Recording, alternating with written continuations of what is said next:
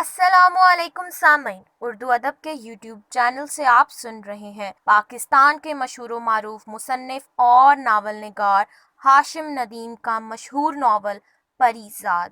سفید لباس میں وہ کتنی پاکیزہ، کتنی معصوم دکھائی دیتی ہے۔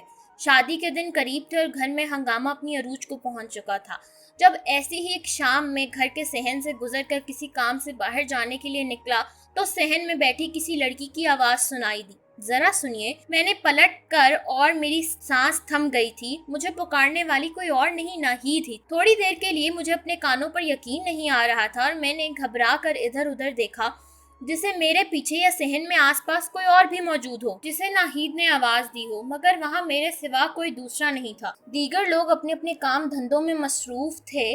میری نظر ایک پل کے لیے اس کی جانب اٹھی اور اس کی سیاہ گھنی پلکوں اور بڑی بڑی خوبصورت آنکھوں سے ٹکرا کر دوسرے ہی پل زمین پر گر پڑی۔ شاید دنیا کا سب سے بڑا لحاظ یا لحاظ حسن یہی ہوتا ہے، اور میرے لیے تو ویسے ہی ایک ناقابل یقین اور انہونی تھی۔ میں نے اس لڑکی کے لیے محلے کے کڑیل جوانوں کو تپتی دوپہروں میں گھنٹوں اسکول کے رستے میں چلتے دیکھا تھا، مگر وہ اسکول سے واپسی پر یا کبھی گلی محلے سے گزرتے ہوئے آنکھ اٹھا کر بھی کسی کی طرف نہیں دیکھتی تھی۔ مجال ہے جو آج تک اسے کسی نے تنگ کیا ہو یا سر ننگے دیکھا ہو، آج وہی محلے کی سب سے خوبصورت لڑکی مجھ سے براہ راست مخاطب تھی۔ مجھ سے جیسے اس کے اپنے گھر والے بھی عموماً بھول جاتے ہیں۔ اگر میں نے کھانے کے لیے کبھی دیر سے چھت سے نیچے آتا تو عام طور پر چھوٹے بہن بھائی سب صفا چٹ کر چکے ہوتے تھے اور اماں مجھے دیکھ کر سر پیٹ لیا کرتی تھی، ارے یہ تو یاد ہی نہیں رہا۔ پھر میں کیوں حیران نہ ہوتا جب اس نے میرا نام لے کر دوبارہ پوچھا، آپ خالہ سغرا کے بیٹے ہیں نا، پری زاد؟ میرا جی چاہا کہ اسے روک کر کہوں، پری تو بس آپ ہیں، میں تو صرف زاد ہی زاد ہوں، مگر میرے حلق سے عجیب و غریب سی آواز نکلی، جی آپ ذرا اس شادی کے ہنگامے سے فارغ ہو لیں تو ایک بار ہمارے گھر کا چکر لگا لیجیے گا، میری امی آپ کو بہت یاد کر رہی ہیں۔ وہ بات ختم کر کے نہ جانے کب کی جا چکی تھی، مگر میرے قدم تو جیسے وہیں صحن کی کچی زمین پر دھنس کر رہ گئے تھے۔ جانے کتنی دیر میں وہیں کھڑا ان چند گھڑیوں کے خواب یا گمان ہونے کے بارے میں سوچتا رہا، کیونکہ میرا ذہن یہ تسلیم کرنے کو ہرگز تیار نہیں تھا کہ وہ پل حقیقت بھی ہو سکتے ہیں جب وہ مجھ سے ہم کلام تھی۔ پھر نہ جانے کس نے مجھے آواز دی اور میرے خوابوں کا سلسلہ توڑ دیا۔ کچھ لوگ آپ کا نام پکاریں تو نام بھی کتنا معتبر لگنے لگتا ہے۔ میں جیسے کسی کے زیر اثر باہر گلی میں نکلا تو حسب معمول لفنگوں کی ایک ٹولی گلی کے نکڑ پر جمع تھی اور سب اسی بارے میں بات کر رہے تھے۔ ان میں ماجد بھی تھا، محلے کا سب سے کڑیل نوجوان، میرے ہم عمر میں سب سے زیادہ زندہ دل اور ہر محفل کی جان، پڑھائی لکھائی میں بھی آگے، اور شام کو جب محلے کے باقی لڑکے بڑے میدان میں کرکٹ کھیلتے تھے تو ماجد کی تیز بولنگ اور ہوا میں اڑتے لمبے بال دیکھنے کے لیے ہم سبھی تماشائی گھنٹوں کھڑے رہا کرتے تھے۔ میں چپ چاپ نکڑ پر کھڑے لڑکوں کی ٹولی کے پاس سے آ کر کھڑا ہو گیا۔ وہ سب ناہید کا ہی ذکر کر رہے تھے۔ ان سب نے خود اپنے طور پر اپنی پسند کے حساب سے محلے کی لڑکیاں اپنے اپنے ناموں کے ساتھ منسوب کر رکھی تھی، اور ماجد کے نام کا قرہ اس کی جابے نظر شخصیت ہر دل عزیز کی وجہ سے ناہید کا نام نکلتا تھا۔ ماجد خود بہت عرصے سے ناہید کے گھر کے چکر کاٹ کر تھک چکا تھا، مگر بقول اس کے وہاں اس کی دال گلتی نظر نہیں آتی۔ اس وقت بھی وہی ذکر جانا جاری تھا۔ اکرم نے پوچھا، یار بتا تو صحیح، کچھ بات تو ہوگی اس نے تجھ سے؟ ماجد نے ایک لمبی سی سرد آہ بھری، کہاں یار، اس نے تو جیسے مجھ پر نظر نہ ڈالنے کی قسم کھا رکھی ہے، جانے کب اپنے بھاگ کھلیں گے۔ پھر اچانک ماجد کی نظر مجھ پر پڑی۔ میں منہ کھولے معصومیت سے ان کی باتیں سن رہا تھا۔ ماجد ایک دم بولا، ابے پری زاد، تو نے کبھی کسی سے عشق کیا ہے؟ سب لڑکوں نے ماجد کی بات سن کر زوردار قہقہ لگایا۔ میں شرمندہ ہو کر بولا، میں نے؟ نہیں تو۔ ماجد بولا، ہر کسی کو زندگی میں ایک بار عشق ضرور کرنا چاہیے، عشق آدمی کو انسان بنا دیتا ہے۔ اکرم نے شرارت سے ماجد کی طرف دیکھا اور عجیب سے لہجے میں بولا، صرف ایک بار، ذرا پھر سوچ لے ماجد۔ سب لڑکے ایک بار پھر زور سے ہنس پڑے۔ سارا محلہ جانتا تھا کہ نہ صرف ہمارے محلے میں بلکہ آس پاس کی جانب کتنی گلیوں میں ماجد کے چکر چلتے تھے۔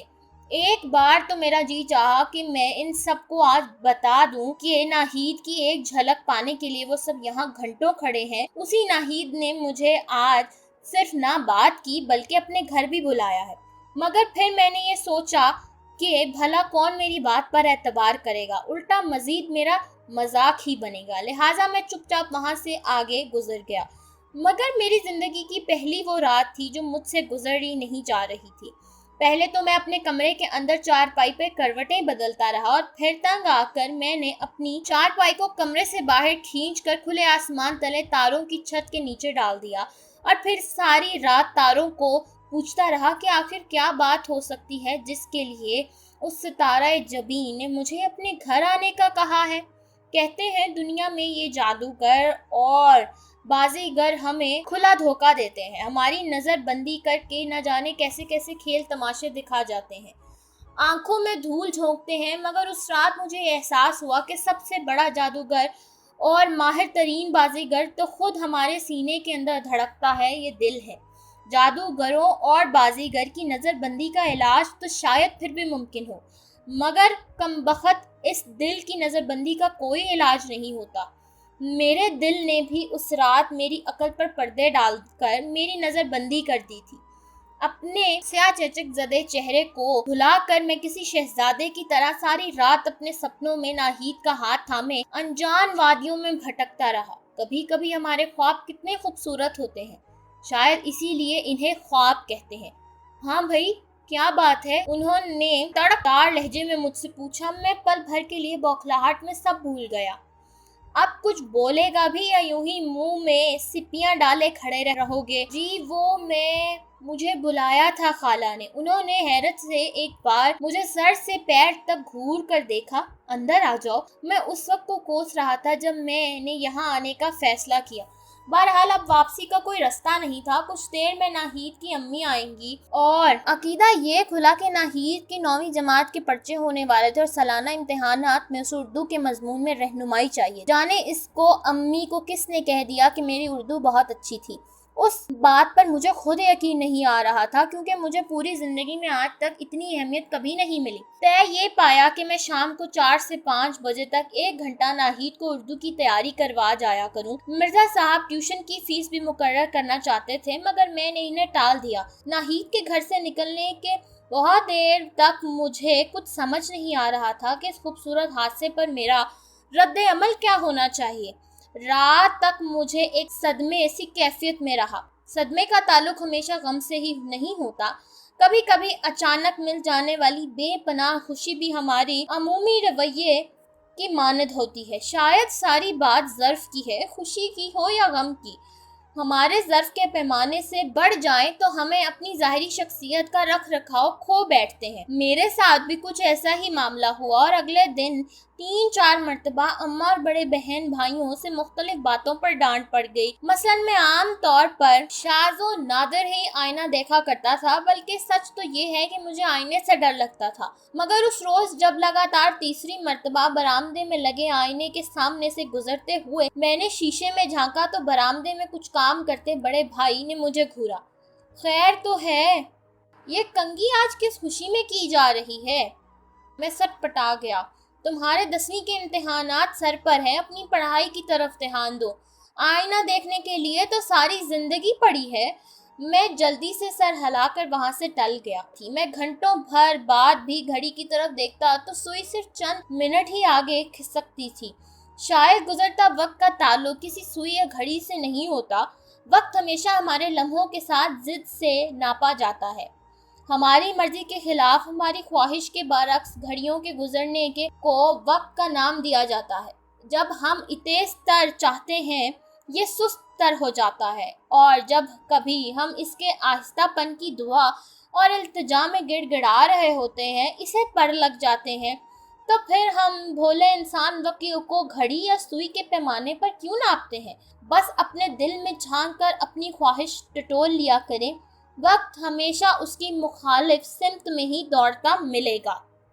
بہت شکریہ سامعین، امید کرتی ہوں کہ آج کی ویڈیو آپ کو بہت پسند آئی ہوگی۔ مزید ویڈیو دیکھنے کے لیے ہمارے چینل کو سبسکرائب کرنا نہ بھولیے اور کمنٹ باکس میں اپنی رائے کا اظہار ضرور کریں۔ پھر ملیں گے ایک نئی ویڈیو کے ساتھ. اللہ حافظ.